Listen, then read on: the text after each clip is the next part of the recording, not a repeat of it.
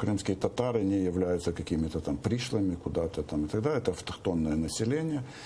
Все, как известно, правители виноваты, это чингизиды. И мы должны понимать, что и людям это объяснить, что еще до Петра, во время Петра I, в первые годы его, в первое десятилетие его царствования, Московия платила дань крымским татарам. Нужно понимать, что это было самостоятельное государство, нужно понимать, что оно как самостоятельное государство входило в политические и военные союзы со многими.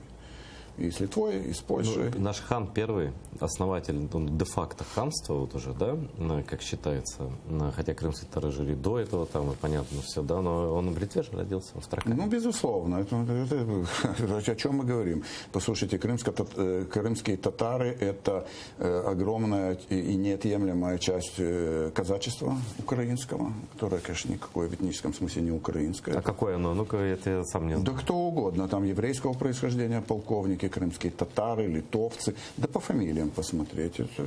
А вся военная терминология чья там? Ну, конечно. Ну, а чокаться, это вот, давай чокнемся, да?